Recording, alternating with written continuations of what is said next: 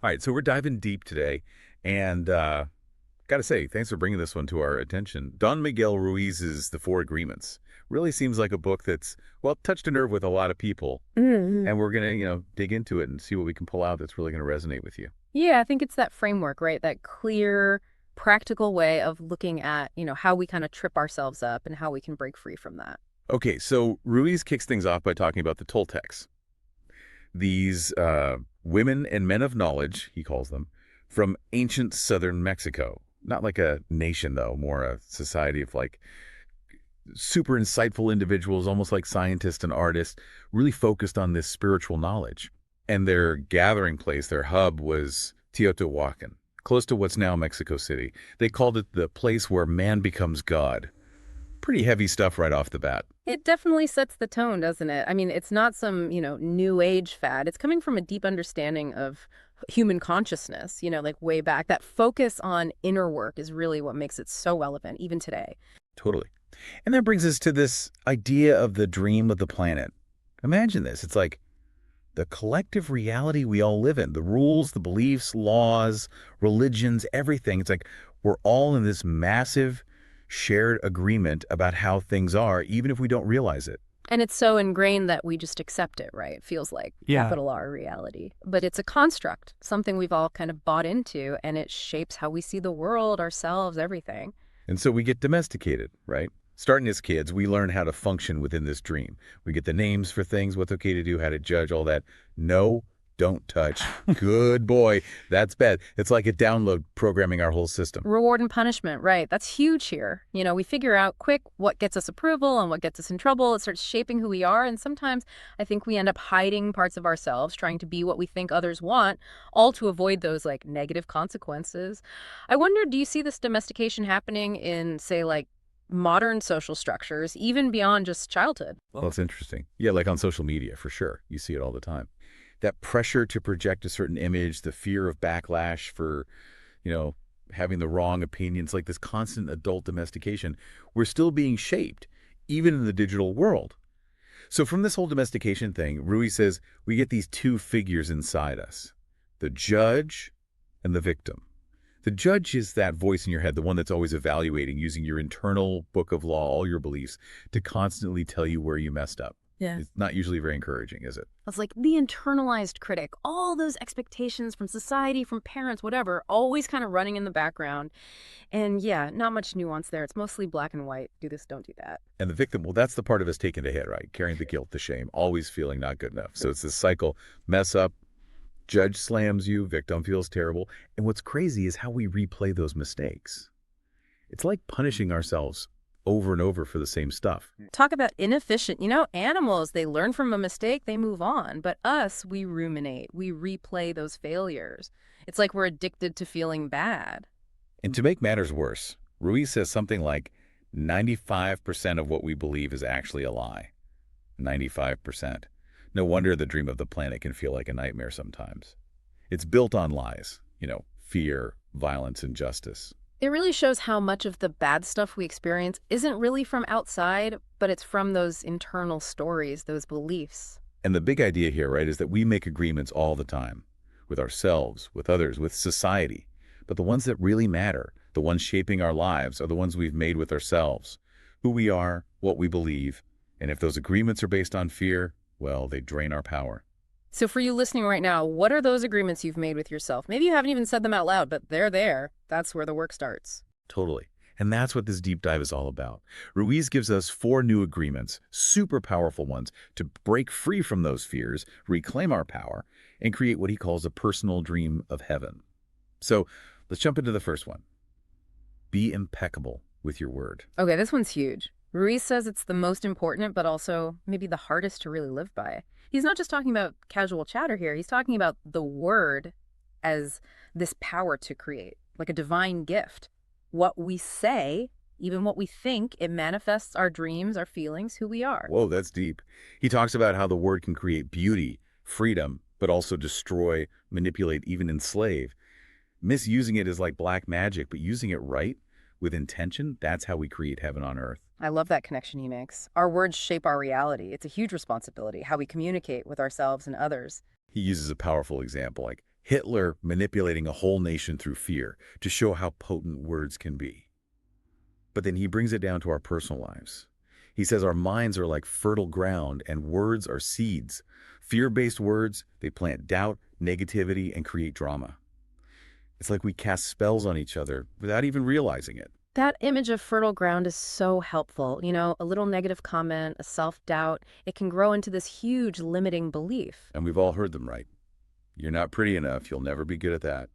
These little spells, they become self-fulfilling prophecies. And sometimes it's not even meant maliciously, right? Just someone projecting their own stuff, but it can really stick with you. So what does he mean by impeccable? It means without sin, but he redefines sin as anything that harms you. Not just actions, but thoughts too. Judging yourself, blaming yourself, putting yourself down. Being impeccable is taking responsibility without beating yourself up. It's a shift, right? From external rules to how we treat ourselves. The real harm is when we diminish our own worth. And when we use words negatively against others, we harm ourselves too. It creates conflict, negativity. It's like this emotional poison. Impeccability is directing our energy towards truth, love. And that starts with how we talk to ourselves. It's like what you put out comes back, right? Ruiz talks about hell as that dream of suffering. And in hell, the word is misused. Cursing, blaming, spreading anger, jealousy, hate. It's a powerful image of how destructive words can be. It really contrasts with that heaven on earth potential, the power of choice in every interaction. There's this really sad story he tells about a mother who tells her little girl she has an ugly voice. Just one comment, but it creates a lifelong belief. Silences her. It shows how impactful our words can be, especially to kids. It's a reminder, right? Words can build up or tear down. And then there's gossip. Ruiz calls it the worst kind of black magic, like a computer virus for the mind, spreading poison, distorting how we see others. We learn it, we agree to it, and it makes us feel better by seeing others suffer. It's like a virus, right? Infecting everyone's perceptions. Why do you think we're so drawn to gossip, even knowing it's bad? That's a good one. I think it's partly that feeling of bonding, right? Us against them. And maybe it deflects from our own insecurities. And hey, maybe a little part of us just loves drama. I think you're right. There's something primal about it.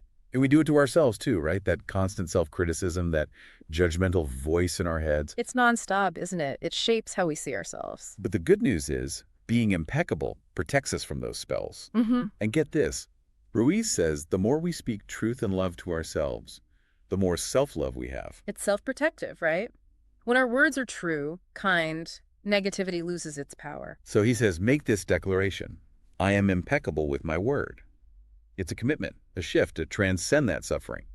Okay, the second agreement builds on this. Don't take anything personally. This one flows directly from the first, Yeah. Because everyone's living in their own dream, their own reality, built on their own beliefs. So when something happens, even if it feels negative, it's not really about you, it's about them. But it's so easy to take things personally, right? He says it's the ultimate selfishness because we assume everything's about me. It's that egocentric view, right? Filtering everything through our own experiences. He's adamant that other people's opinions, actions, even insults come from their own issues, their own baggage. It's like that saying, you look fat. It says more about them than about you. Taking it personally is like drinking their poison. Exactly. And not taking things personally, he says, that gives us immunity. Especially in those tough situations, we don't get offended, we don't get pulled into arguments, we don't have to defend ourselves all the time. It's like a boundary, right? Protecting your self-worth from other people's opinions. And he points out that our own feelings, our actions, they're projections of our own dream, our own agreements. It goes both ways. It makes you more self-aware, doesn't it? Your reactions say more about you than about the other person. He even talks about compliments. He tries not to take those personally either.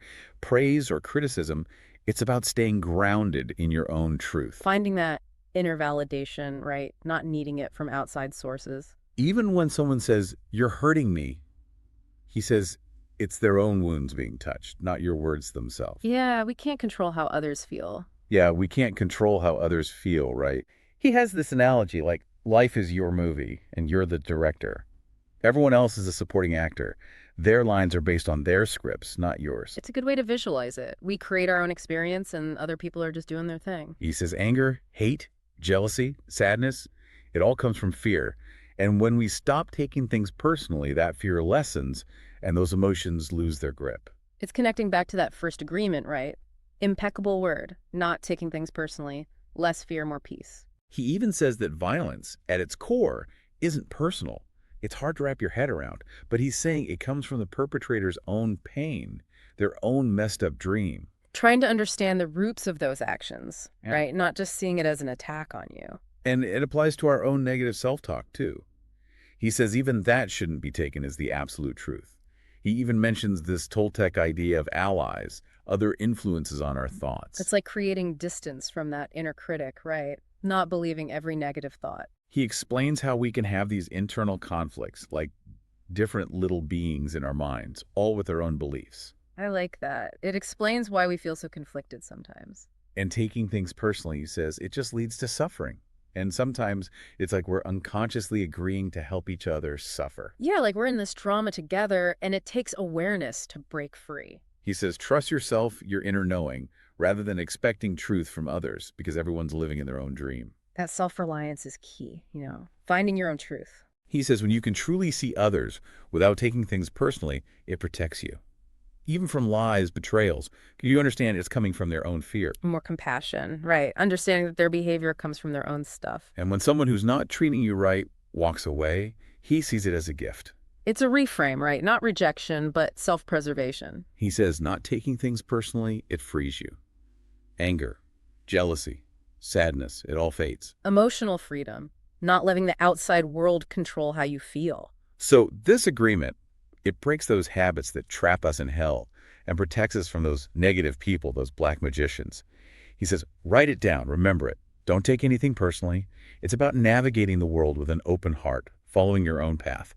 Okay, the third agreement, don't make assumptions. Oh, this one hits home. I mean, don't we all make assumptions So about everything? And the problem is, we think they're true. It's like our minds are filling in the blanks, even when we don't have all the information. We assume what others are thinking, what they're going to do, and then we take it personally when it doesn't happen that way. Then comes the blame, the emotional poison, the gossip. And that's where the drama comes from, right?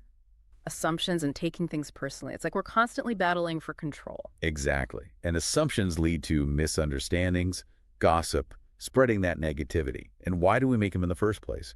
Because we're afraid to ask, to clarify. We're afraid to look stupid. So we just assume. And then we defend those assumptions like our lives depend on it. That fear of vulnerability, right? It's easier to jump to conclusions than to ask and maybe feel embarrassed.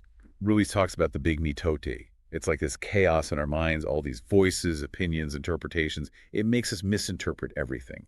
We only see what we want to see, hear what we want to hear. We're basically dreaming, but not based on reality. It's a distortion filter, isn't it? Like twisting everything. We need to quiet that noise and be present. He gives this example. You see someone you like, they smile at you, and suddenly you're building this whole fantasy relationship in your head. It shows how easily we make assumptions, creating stories from nothing. Yeah. Our desires and imagination can really take over, right? Right. We see what we want to see and jump to those conclusions that fit our hopes. And assumptions in relationships, that's a big one. We expect our partners to know what we want without saying it. And then, surprise, they don't, and we get hurt, and there's drama. That lack of communication, right? It breeds resentment. We're disappointed because they're not following the script in our heads. He says our minds need to explain, justify, understand everything to feel safe. So we make assumptions, even if they're wrong, because having an answer, any answer, is better than uncertainty. That need for closure, right? We want to make sense of things. And it becomes a habit, unconscious. Maybe from old agreements, like it's not okay to ask. Or if someone loves you, they should just know. Those old beliefs about communication, vulnerability, we need to challenge those. He also points out this assumption we make, that everyone sees the world like we do. And that makes us afraid to be ourselves because we project our own judgments onto others. Lack of perspective taking, right? It creates so much social anxiety. We even make assumptions about ourselves. We overestimate, we underestimate. It creates conflict, limits us. You got to question those assumptions about ourselves too, right? And in relationships, he talks about how we see what we want to see, ignoring red flags, thinking my love will change them. But he says people change because they want to, not for someone else. So true. We need to accept people as they are. Find someone you don't need to change, who accepts you. Imagine if we could just stop assuming and communicate clearly. It would revolutionize relationships. He says asking questions is always better than assuming. Clear communication, That's how we become impeccable with our word. It builds trust, understanding, real connection. He even suggests that if everyone communicated this way, we could resolve so many conflicts, even wars. The power of communication, right? Not just for us, but for the world. So breaking this habit, it's tough, but awareness and action are key. He says we become white magicians using words for good. Okay, the final agreement, always do your best. This one brings it all together. It's the action part of the first three. And your best isn't some fixed standard, he says. It changes. When you're rested, you're capable of more than when you're exhausted. It takes the pressure off, right? No more perfectionism. But the point is, do your best in each moment. No more, no less. Pushing too hard leads to burnout, but doing less leads to regret. That balance, right? Effort without pushing too hard or slacking off. He tells this story about a guy seeking enlightenment through crazy meditation. And his teacher tells him, it's not about that. It's about living a full life, joyfully. That's it, isn't it? Not extremes, but joyful engagement. Doing your best is living intensely, being productive, being kind to yourself.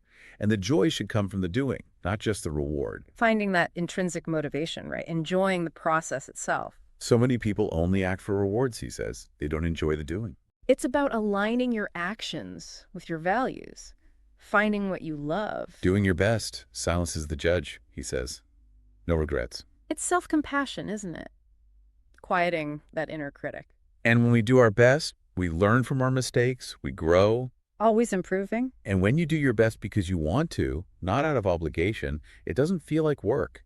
He uses Forrest Gump as an example. Taking action, getting unexpected rewards. It's about embracing life, taking action and seeing where it leads. He says make it a ritual. Doing your best in everything, even small things. It's about honoring yourself. Even the mundane becomes meaningful. Right. He compares it to those rituals like puja in India, where it's the intention, the love behind the action that matters. Spirit we bring to it all, yeah. Doing your best is saying I love you, to God, to life itself, and thank you by letting go of the past and living in the present. That's powerful. We have the right to be happy, to love, to be ourselves. And we express that by doing our best. It's living authentically, fully. And the first three agreements, they only work if you're doing your best.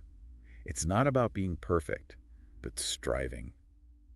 To be impeccable with your word, not taking things personally, not making assumptions. Yeah, you got to put them into practice, right? And the more you do it, he says, the weaker those old habits get. And if you mess up, don't judge yourself. Start again tomorrow. Be kind to yourself. It's a process. He says doing your best repeatedly, that's how you master transformation. Just like learning any skill, keep doing it. Do your best in finding that freedom, that self-love. It's an ongoing journey, right? These four agreements together, he says, they lead to a beautiful life. You're in control. You've transformed hell into heaven. That's the goal, right? Creating that personal heaven. So these four agreements, they offer a path to freedom, a way out of that dream of the planet to create a new dream, a heaven on earth. It's about waking up, becoming conscious. The knowledge is there. It's about putting it into practice. Yeah. And it takes willpower because those old agreements, they're strong. It's a battle sometimes. Those old habits die hard. He says, be a warrior. Defend these new agreements fiercely. Your happiness, your freedom depend on it. I've messed up plenty of times, fallen back into those old patterns, but you just get back up and start again. It's about consistency, right? Not giving up. And it does get easier. Don't judge yourself. Just begin again. Focus on today. Do your best to honor these agreements, and you're starting a new dream. More love, more self-respect, a transformed life. And that's a dream worth fighting for. How do these agreements resonate with you? Which one feels the most challenging and why? True freedom, it's in the daily practice of these principles. Think about it.